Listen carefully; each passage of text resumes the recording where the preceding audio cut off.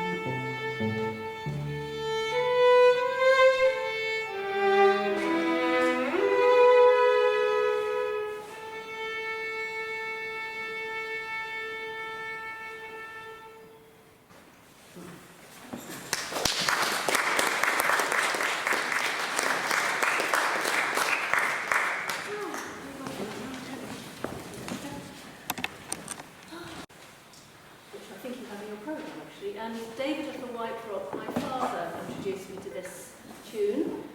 My dad was born in Mumbles, and I grew up in a very English household, but my dad would bring in some Welsh words occasionally, one of them being achani. For years I thought that was actually an English phrase. So then we realised, no, it's not. So I loved it when he said that, because he'd say it with force, achani. Anyway, when I was wondering about Welsh tunes to play, he said, how about David of the White Rock? And I didn't know it, so I went and learned it. So this is to my dad, who's 94 and lives in Hereford now, so still going strong. So and then we're going to play The Man's Fall. You're not going to attempt the Welsh? And Call Anna Wynn. Is that right? I don't know. Do we have any Welsh speakers here? Oh, yes. I apologise in advance. Thank you.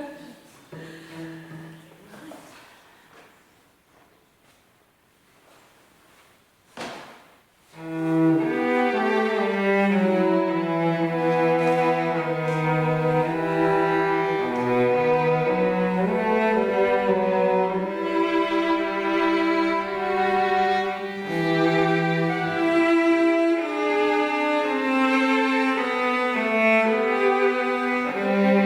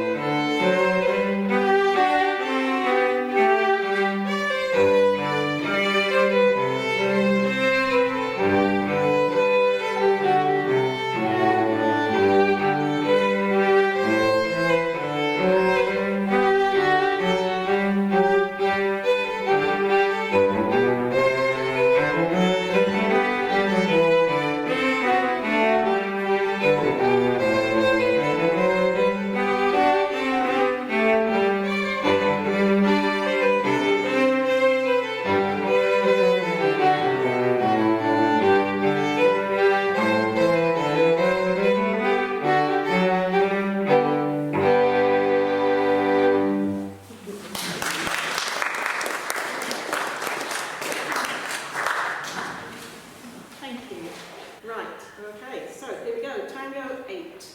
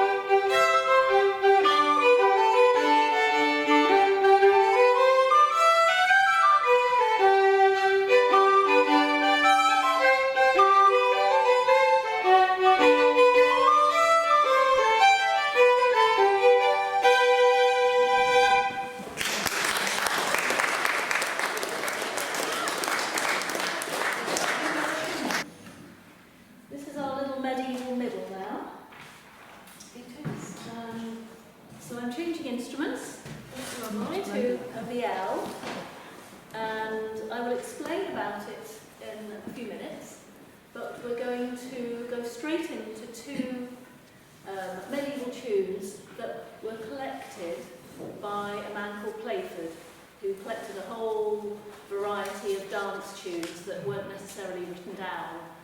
And I was going to look at the dates that he did that, right about the 17th century, something like that. And he collected a wonderful array of these dances, and these are two of them, Garden Green and Horses Brawl.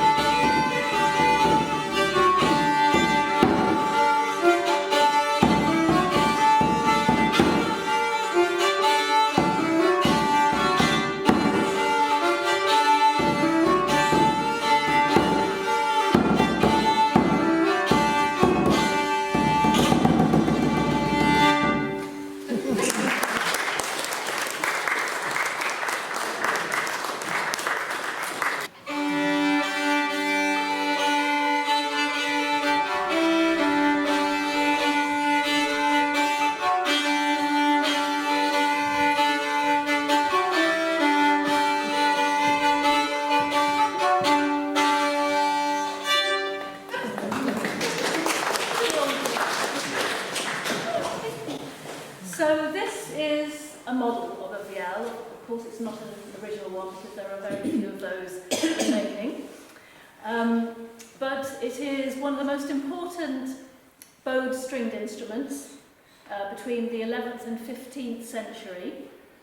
And its predecessors came from the Middle East in the form of the rebab or rebab, which is the Arabian, and the Byzantine lyra. And they typically had between 3 and 5 strings. So here I've got 4. I'll explain about those in a minute. And you can see that the bow is a little bit different to the modern bow in that it bends the other way. And there we go, thank you very much. So on a modern bow you do not want to see it like this because that means you've tightened it too much. Well, with one of these you can't tighten, it's just at the same, I could take that off but I'm not going to. So it just stays at the same tension, you can't loosen it or tighten it, and it's secured with a little knot at either end. The original hairs on the bow were, if my memory serves me well, going back to all those times, it was silk, and there were far less hairs on the bow than there are today. I think there's about 150 on the modern day cello, violin bow. I've counted each and every one of them. I haven't, I was just estimating. But a typical medieval bow only eventually had about 50 or maybe even less, which is why it has that slightly stringent sort of high-pitched sound, because it doesn't have the weight behind it to get the sound across as much. Just a different feel, a different sound. The VL, you can see, has some similar traits to the modern day violin, except that the pegs are facing forward and the peg box is in a leaf shape. You've also got frets like a guitar, so you don't have frets on a modern violin. You've got to find the notes yourself on a modern violin. Here they're there for me, which makes things a lot easier. The bridge is a lot flatter, so because the VL was characteristic in its droning, so hence why when I play, I'm playing 2 notes at once at least, and so the flat bridge gives me a chance to do that more effectively. Somebody said to me a few months ago, what's the difference between a violin and a folk fiddle? And originally there wasn't any difference, it was the same, but now apparently they're making folk fiddles with flatter bridges so that you can drone on them, much like the VL. And you can see that the body of the violin, or the VL rather, is much more just like an oval shape. There are no bits going in because you didn't need those because you were droning and the bridge was flatter. But you do have the little holes there to help the sound to project. Anything else? I think that's it. Apparently they were made, the body was made out of one piece of wood. I'm not sure about this one. This is on loan. So this is on loan to me from a friend of mine who found it in a junk shop, she said. And it was labelled folk violin. She went, that's not a folk violin, that's a VL. And so she quickly got it, which was years ago. So I'm very grateful to her for lending it to me. I've been playing it for the last 20 years. And I did ask if I could buy it off her, and she said no. And I play it up here, which it can be, but you'll notice a lot of, I don't know if you'll notice in a lot of churches that there are wonderful stained glass windows of musicians playing, and you'll often see the VL being played down here, and in fact a lot of folk musicians play down there. You can't go into, not that I don't go into position on a VL, but on a normal violin I would be going up here. You can't do that if you're down here, you just stick your fingers there and play. But I can't play down there, so I play it up here. So yeah, I think that's it. So good, thank you for listening. And we are now going to play an stampede, which is a type of medieval dance. So an stampede has a particular format in that it has a tune, then it has like a first time bar that plays another little tune, then you go back and play the original tune, and then you don't play the first time bar, you play the second time bar, which is a different tune, and then you go on to another little sort of theme, but then you come back to the same first and second time bars. So you'll hear, so what Di is going to do, and the first time we go through, I'll play the tune, And then Di's going to come in on the bits that repeat all the way through, and you'll sort of hear that they're the same kind of little 4-bar tune. And in medieval times you called that open and closed. So Di's going to play the open and then the closed. So each closed one closes that section before going on to the next section. And there are 4 sections, which I guess is why it's called a Stampy Quarter. I think so.